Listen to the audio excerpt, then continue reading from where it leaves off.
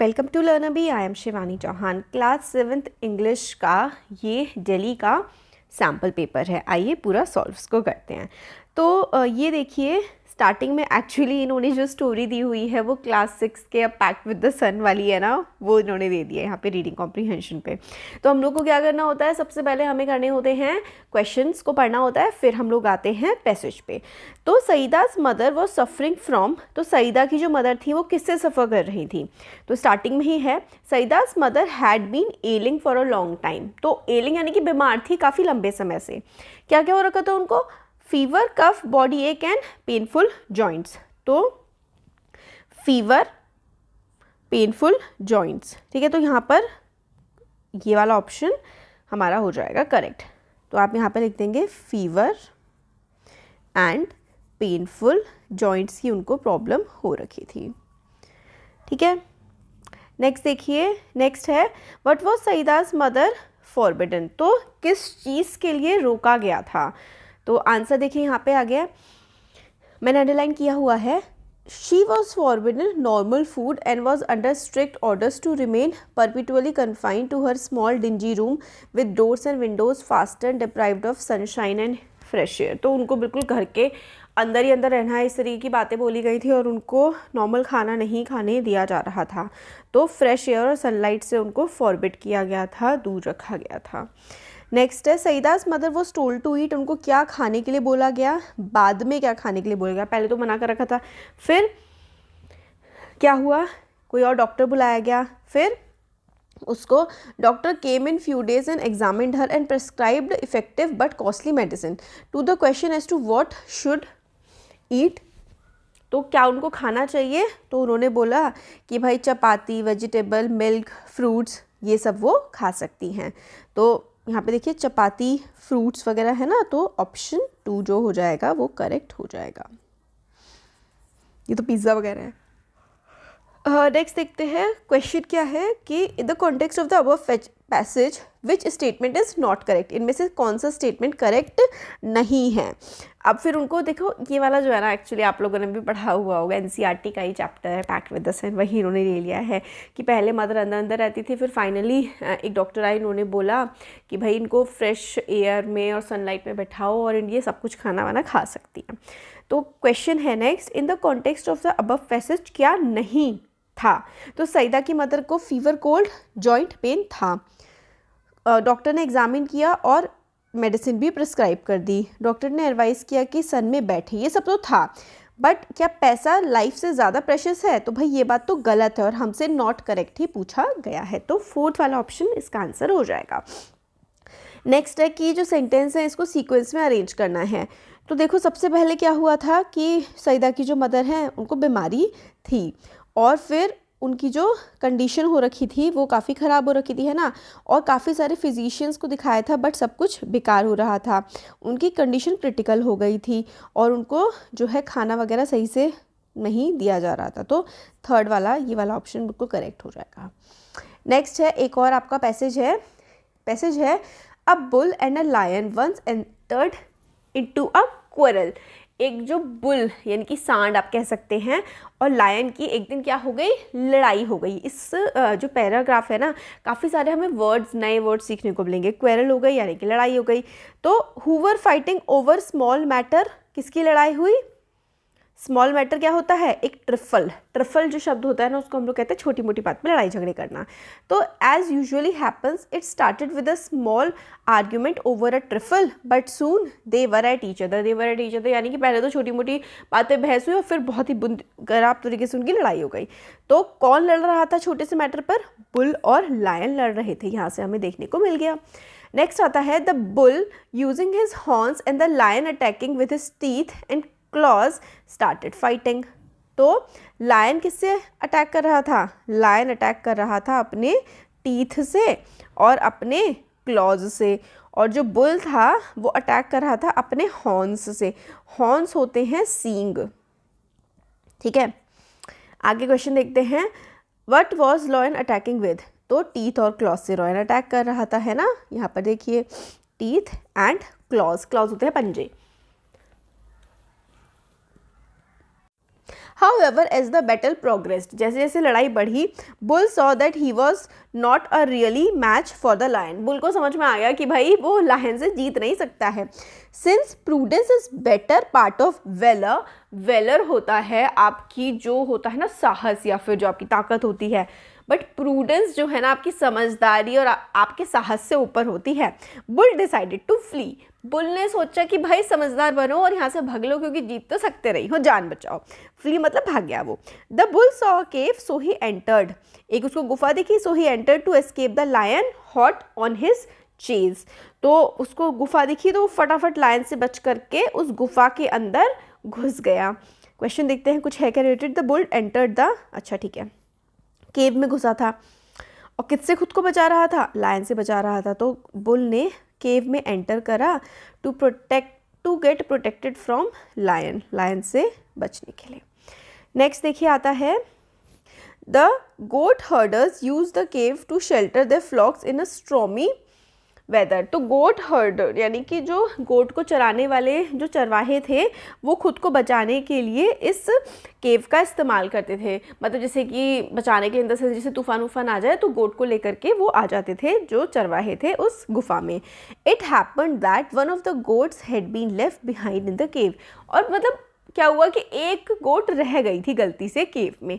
When this goat saw the bull intrude into his cave, he lowered his head and butted the bull with his horns. और जब जो गोट वहाँ पर रह गई थी उसने देखा कि एक बुल, एक जो सांड है वो इंट्रूड कर रहा है मतलब घुसा आ रहा है उस केव में.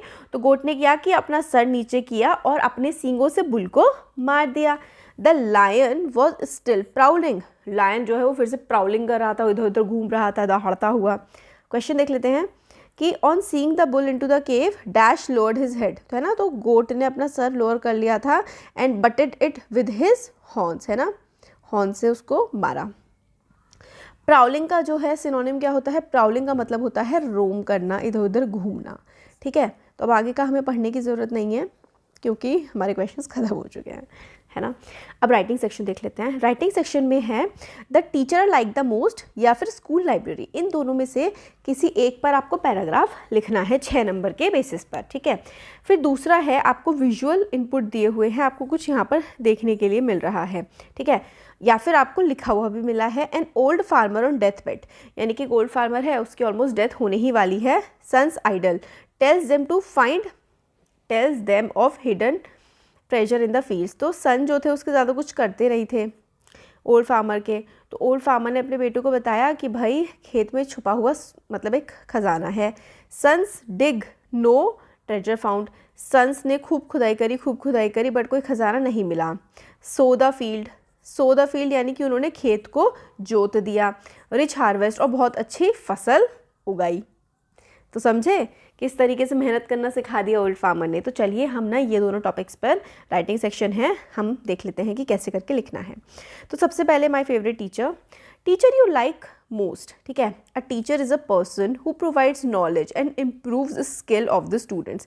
टीचर एक ऐसा पर्सन होता है जो नॉलेज प्रोवाइड करता है, स्टूडेंट्स की स्किल्स को इम्प्रूव करता है. He shapes up the whole life of the students through his knowledge, patience, love and care. अपनी नॉलेज से, पेशेंस से, केयर से टीचर बच्चे की पूरी लाइफ को सुधारने की कोशिश करता है. Good teacher has many qualities and fully able to make his students successful in life. एक अच्छे टीचर में बहुत सारी क्वालिटीज़ होती हैं और वो पूरी मेहनत करते हैं कि ताकि उनके स्टूडेंट्स अच्छे सक्सेसफुल हो जाएं लाइफ में. I like doctor money Shankar most. तो आप फिर अपने जो भी आपको टीचर पसंद हैं उनका नाम लिखेंगे. He teaches us English in our class.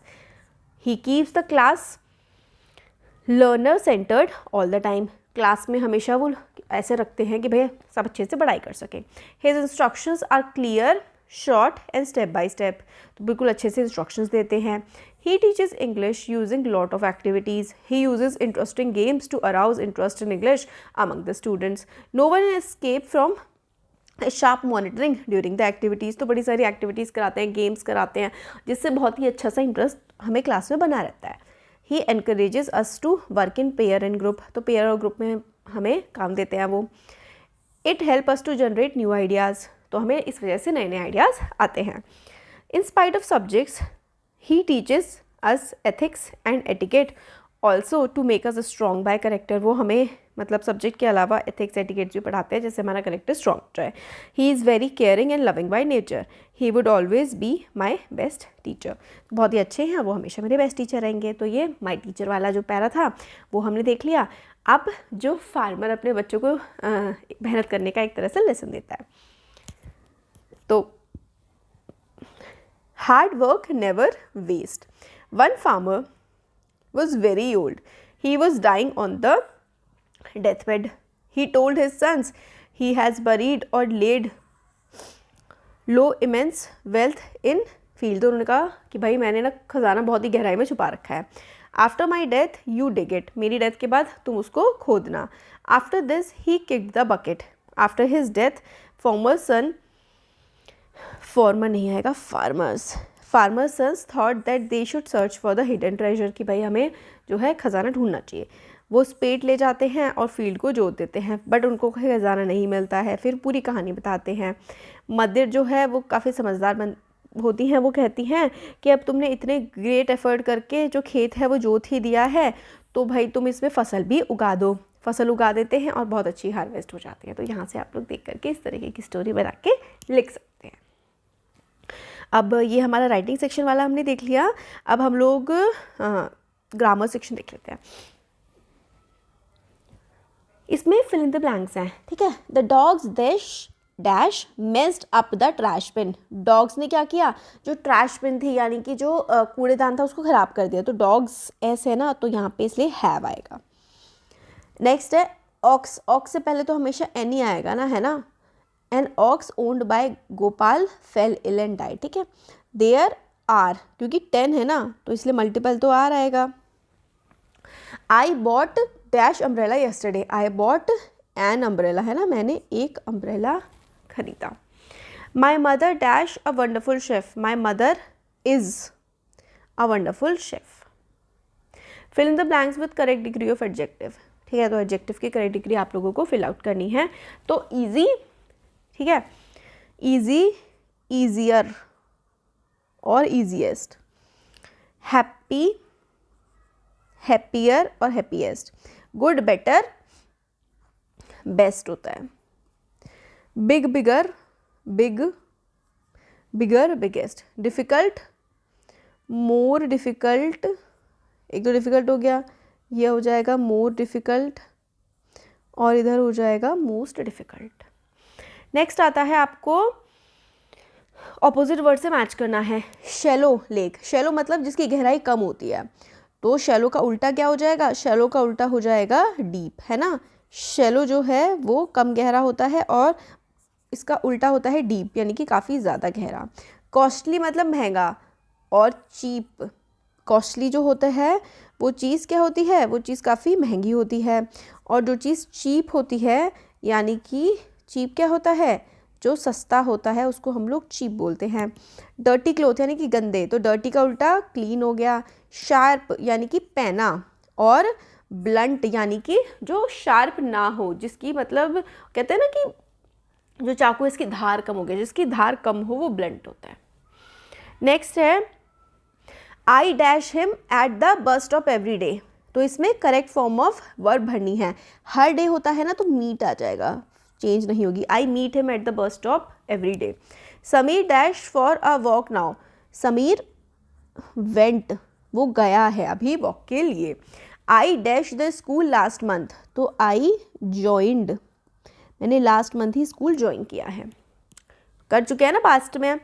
Rakesh dash for a walk every day in the morning. तो एवरी डे है ना, तो एस और एस लग जाता है. तो Rakesh goes for a walk every day in the morning. तो ये हो गया. अब हमारा लिटरेचर सेक्शन है,